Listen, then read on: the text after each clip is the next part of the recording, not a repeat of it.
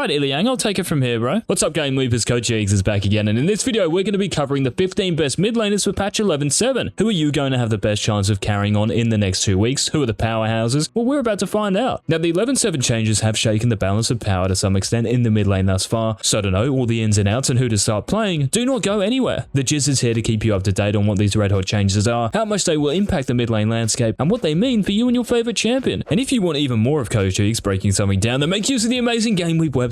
Challenger courses, guides, videos, thousands of summoners have signed up and are frothing my daily uploads, so get around it, guys. I wouldn't be saying this if it wasn't legit. Links as always in the description and comment section. Alright, let's get into it, guys, and starting us off, we have a champion who got bug fixed this patch and buffed last time around, and that is Sylas. We even analysed a game of Faker dropping 27 kills on Sylas recently, so the evidence is there that the Unshackled is back in power. Now this patch, guys, when you steal an ultimate, you no longer lose your passive stacks, which could happen, and with the 11.6 buff to your attack speed in your passive, this is really good. More DPS in fights and more kills. Now your best mythic, Everfrost, is getting nerfed, that is correct. So Glaciate's damage is reverting to its 11.4 state, and the cooldown is now 30 seconds and not 20 seconds. It's a little bit of a hit, but the good news is that it travels as fast and is still super useful, whether you're trying to lock an enemy in place so you can chain them or escape from a fight. We also can't forget the recent buffs to Sylas as well, guys. So your Q and W better off, and overall in high elo, Sylas has over a 53% win rate in the mid lane. So lock him in, especially if the enemy mid laner's ultimate works off ability power. Now ahead of Sylas, guys, I get accused of having a bit of bias towards this champion, and I do like him, no question, and it therefore pains me to say it, the Yone is only 14th on our 11.7 best mid laners countdown. Now the reason for this is simple, guys. The new Immortal Shield Bow is not as good as its predecessor. The Lost of Lifesteal is a massive hit to your kit because that is what made Yone, and Yasuo for that matter, such a pain to play against. You know, you could go from 1 HP to full HP after 2 Qs. Now though, totally different story. And though you may survive more combos and get out of CC because of the bigger shield, you're just overall less effective. But still, with the Seeker's Arm Guard nerf still in the game, which has really dented the resistant mages have against you in the early to mid laning phase, you can still pop off. The Everfrost nerf also helps you out against these magic damage dealers, so 11.7 isn't as rosy as earlier patches, but still a good one. Now another champion who has been a consistent top mid laner this season is coming in at number 13, and if you want someone easy to play and carry on, then pick Malzahar. You hovering void creatures have boasted one of the highest win rates for ages now, and there's no reason to stop playing him. The new Leandra's Anguish makes you even better against tankier comps, and you can get a Demonic Embrace to push that point even further. And if the enemy team has a bunch of assassins and fighters, well, do you want to know how you counter them? Just press R. For sure, one of the most annoying mid laners to play against, guys, because there isn't much counterplay at all. 11.7 Malzahar makes the list. Now up next, we have another mage who many of you might ban or consider to be one of the most OP champions in the game, and it's true. He can give you a real headache, but Kassadin won't be as OP this time around because of the Everfrost nerf. Keep in mind as well that 2 runes you still use were nerfed, those being Fleet Footwork and Ravenous Hunter last patch. So the laning phase is trickier to get out of, particularly against AD assassins who will be even better off this patch because of the Serylda's Grudge buff, as you can see, 200 gold cheaper. Now I'm probably going to say this about every mage, but it needs to be said. That 11.6 nerf was a legit nerf to Seeker's Arm Guard, and seeing as this was your counter item to Zed, Talon, Kiana and the like, as it's weaker, you're weaker and more killable. You can still put mages in the dirt for sure, and your mid to late game damage is still nuts, but yeah, a little harder again this patch for Kassadin. Now if you want another mage, guys, who can one-shot champions after an item or two, then you have to think about picking Diana. And the great thing about Diana, guys, is that it's not just one champion who can be on the receiving end. You can solo carry team fights with the AoE from your ultimate, and with the amount of damage and engage in the game at the moment, Diana is thriving. Now Diana's items have been nerfed a bunch since the preseason. So Lichbane, Night Harvester's burst damage, Seeker's Arm Guard, and Sonya's Hourglass, but she remains as one of the highest win rate mid laners and best mid laners. Now starting off the top 10, guys, well this next mid laner is risky to blind pick because you can get hard bullied in the early game by mages, but if you can get to level 6 free of charge, Nocturne is arguably the best carry mid laner going around. Now you can build Dustblade if you're up against squishy enemy champions, but there is a better build you have to start using to win games on repeat, and that includes Stridebreaker and the bug fixed Derek's Gauge. There's a reason, guys, Nocturne has close to a 54% win rate in higher reloads in the mid lane. It's broken. Your wave clear is nuts, you have sustain in your passive, you have kill pressure not just on your lane but the whole map, and you're surprisingly hard to kill if you hold on to your W and E. So pick Nocturne this patch, guys, and you will know why he's been on this countdown for so many patches. Now we're going back to the mages for number 9, guys, and she has been one of the standout mid laners of season 11, and that is Anivia. Now you want to know what's really great about the Ice Bird? Well, even though Everfrost is nerfed, you can choose Leandra's as your mythic against beefier comps, Luden's for burst, and an all-around mythic, and you can trigger the Echo passive a lot more now with its new effect, and you can still build Everfrost, of course, against assassins and more melee-based comps, which is every comp in bronze and below, let's be honest. Now similar to Kassadin, guys, the change to Seekers a patch ago is a pain, yes, because against Zeds, against Talons and all them, you are very squishy without it. And keep in mind that Seraph's Embrace no longer gives you a big juicy shield, so you are more death prone. But here's the thing, guys, the interactions and detail details that make you OP are still here. The fact your E does double damage when your Q just clips an enemy champion is huge. Your ultimate's cooldown is so low at later levels that you can have it up pretty much permanently in teamfights, and your basic attacks travel faster and take less time to throw out. Great for CSing and harassing. So yes, a little trickier to navigate around the improved AD assassins and the nerfed Everfrost, but Anivia is still a great pick. Now this next champion, guys, has a lot of what Anivia has. Harass, poke, wave clear, you're hard to kill. It's just that you can carry games more often on Ahri because of your mobility. With Everfrost active, even though it's nerfed, landing it allows you to land your charm, your orb of deception, your full combo, and there's no way anyone survives it, especially if your teammates are nearby. And after your Everfrost, guys, make sure to invest in a Cosmic Drive, and this is where it gets really fun. The haste you get is absurd and allows you to throw out multiple Qs and Es during fights, so you can seduce more enemies and kill more enemies. With the damage and CC in the game at the moment, your kit is ideal for any team composition. Just play around those cooldowns and hold on to your charm in the laning phase. 11-7 Ahri super strong. Alright, now I've mentioned AD assassins a fair bit so far, but haven't really given you guys any. Well, it's now time to buck that trend. So coming in at number 7, guys, is Zed, and yes, the Shadow Master is back among the best mid laners. And the reason is this, guys, the 11-6 Seeker's Arm Guard nerf. Sorry for mentioning it again. But it's true, it's made mages way more killable, and the Cerulda's Grudge buff will come in handy too. Now one item a lot of high elo Zed players are building is getting nerfed, and this is Lord Dominic's Regards. So you're losing 5 AD for another 100 gold, but the armor penetration is staying the same, and you're also doing the same bonus damage to enemy champions with more HP than you. Throw in Prowler's Claw and the Collector with LDR, and it's still a deadly synergy. The lethality, the single target damage, the penetration, 11Z is still frightening. Now this next champion, guys, might not be as frightening, but he is just as effective as Zed at 1v9ing, but requires a completely different playstyle. And this is Galio, who has been a top tier mid laner for God knows how long. Yes, the Seeker's nerf didn't help, but this patch nothing you rely on is getting nerfed, so you're keeping all of your power. Your innate tankiness and magic resist is a great cuck to mages, and even against AD assassins with Aftershock, it's hard to do much against you because of this tankiness and your wave clear. It's pretty obnoxious actually. You just queue and passive waves to get priority and roam around the map setting up kills for your team, and with Hextech Rocket Belt, this mythic gives you even more playmaking potential, and once you complete your Zonyas, you have everything you need to pop off. So number 6 on the 11-7 countdown, guys, is Galio. Alright, we're now into the top 5, guys, and if you're enjoying this series, make sure to let us know by hitting that like button harder than you're hitting your keyboard this season, and make sure to check out the GameLeap website when this video ends. After coaching hundreds of students to division and tier climbs, you get access to champion-specific videos made by me on the daily. So if you want to climb, it's all waiting for you. Links down below. Now, kicking off the top 5, guys, is a champion who I swear is the most one-tricked mid laner in the game. And there's a reason for that. She is so much fun and has insane carry potential. So for 11-7, guys, Katarinas are going to be everywhere. Now, what's scary at the moment, guys, is that Kat's win rate in Master and above is over 51%. And for a champion as mechanically demanding as Katarina, and before you guys type just press R to win, this is very telling indeed, because the harder the champion typically is, the lower the win rate. And this just goes to show how good Kat really is. The Nash's Tooth Rush and Riftmaker combo is one of the best out there. Pair this with Conqueror, and your damage in fights is nuts. The on-hit you get with Nash's Tooth that gets pumped into your ultimate is OP, there's no other way to describe it. And magic resist items are pretty trash in general, so you can have a field day. Like how often are you seeing Banshee's Veil being built or Hex Shrinker? Very rarely, right? So smash away on Katarina this patch, guys. Now the number 4 pick on our countdown is the best mage on the Rift right now. And she is one of the few mid laners who got buffed in 11-7. So if you want to thwart all those mid lane assassins and solo stomp teamfights, look no further than Lissandra. The Ice Witch is the ultimate counter, and this patch your Q is doing 10 more damage at each rank, which is super useful because you max this first, so CSing becomes easier. Your wave clear is better and your harass is more noticeable. Now the Everfrost nerf, yes, it's a little annoying, but here's the thing. It still works because it's holding on to its real value, which is the root and the speed at which this flies out. Unlike Anivia, you can always build Liandry's or Ludens instead. Liandry's for the cooldown and to take down tankier comps, and then Ludens for the burst damage if your team doesn't pack that much of a punch. So buff Lissandra, guys, is right near the top of 11-7, just ban Kassadin. Now the number 3 and number 2 best mid laners of 11-7, guys, well, they're of the same ilk, so to speak, so I'm going to fire both of them at you here. And I want you in the comments to decide who the strongest is. Simple as that. So I'm putting the power in your hands here. Now these two are strong for the same reasons. The Cerulda's Grudge buff, you know, being 200 gold cheaper means you can hit the spike earlier. The Everfrost nerf means there is a little less counterplay against you if you're a mage, and both champs got buffed recently. So these two champions, guys, are Kiana and Talon. And I want you guys, yes, to let me know in the comments who you think is stronger. And while you're at it, make sure to hit that sub button if you haven't already, and the bell so you don't miss any of our daily uploads. So the number 1 mid laner of 11-7, guys, well, he's actually retaining his top spot from last patch. Now the big advantage he has over other mid laners on this list, especially the AD assassins, is that he is strong right out of the gate. In fact, he could be the strongest early game champion in the game. Couple this with an early serrated Dirk and Eclipse, and you become the champion the whole map fears. You have a point and click stun, you can block damage with your E, you have poke and trading potential with your Q, and if winning lane wasn't enough, well, you can win the map with a tap of an R. You also dumpster AD assassins because they literally cannot get near you without getting chunked, and with mages weaker with the Everfrost nerf and the underwhelming Seeker's Arm Guard, Pantheon is #1 for another patch, guys. So those were the top 20 mid laners for 11.7. Thanks so much for watching, and until tomorrow's video.